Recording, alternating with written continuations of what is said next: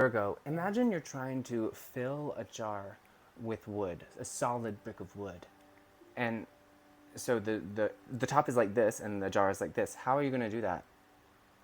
Without breaking down that wood, you cannot do that.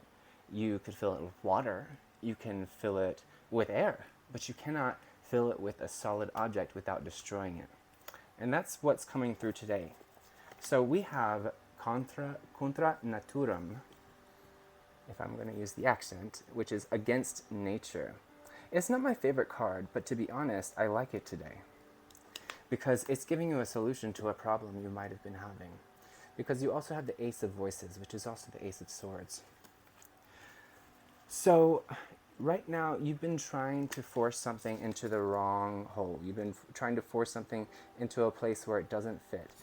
For some of you, you're trying to force yourself into a community that is not in alignment with you. You're trying to force a relationship which is not in alignment with you. You're trying to force yourself to feel some kind of way which you are not feeling.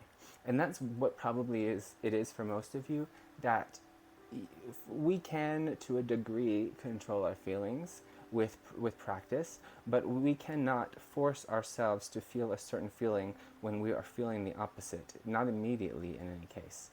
Maybe somebody who's very talented can do that, but the lay person is not able to do that, and to try to force that is not just denial, but it is also it's counterintuitive, it's contraindicated, we can say, because it will, if you're feeling a difficult emotion, it's going to make that emotion more intense if you resist it. So you do, before we can let something go, we have to be aware of it and exactly how it is.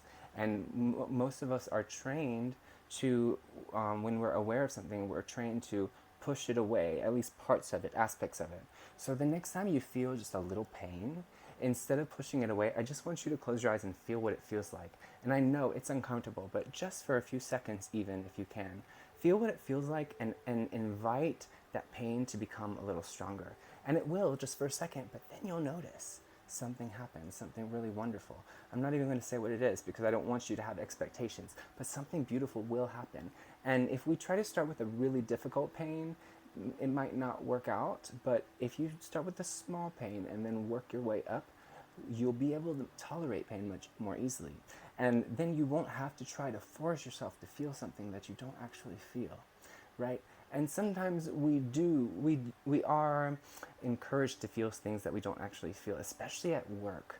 When we're at work, we're supposed to be professional, we're supposed to act a certain way, and if we are feeling like, if we've had a breakup recently or something, or a death in the family, God forbid, or anything like that, then we cannot feel jolly and good and happy and all of that stuff for a customer. We can put it on, but they are probably still going to be able to tell. And then some of us, like me, cannot do that. It's against my nature. And it may be for you too. Maybe you're one of the people like me who, when you feel something, you feel it and you cannot push it away, because if you do, it's going to get worse and people are going to notice that.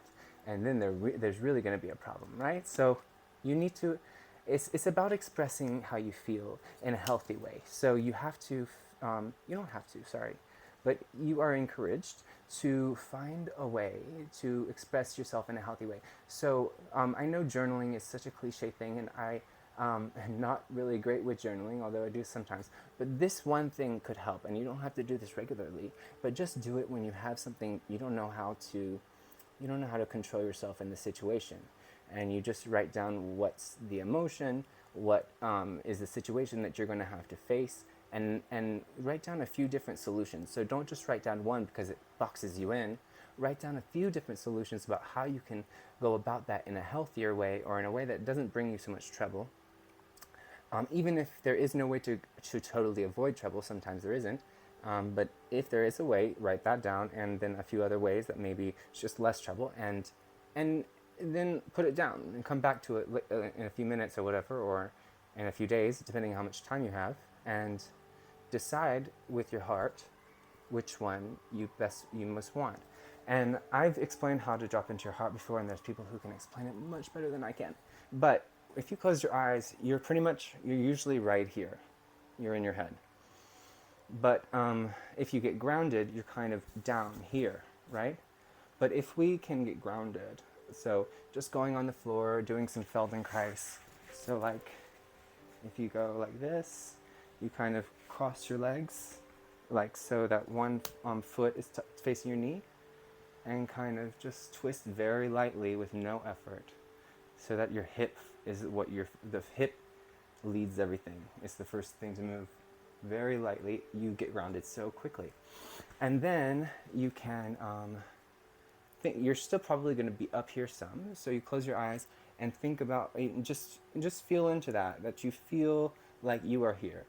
And then just invite that, as you breathe out, to drop like rain into this kind of beautiful like bowl that sits right here in your heart space, and allow it to accumulate there. And you're not going to feel it completely go down here, but you might feel a little bit, just a little bit more like you are here, and that is being in your heart space. So when you do that, you ask the question that you need to ask: how can I face this? Maybe even while you're journaling, or like, how can I do this thing that I've journaled? How can I do this task in a heart-led way? How can I use my words in a heart-led way? So how can I make my throat and my heart connect? Things like that.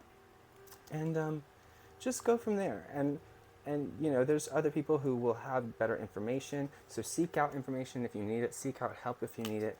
If you need spiritual help, you can always come to me. I am in my own journey right now, but I channel.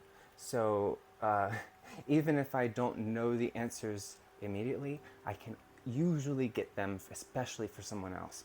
So contact me if you need help.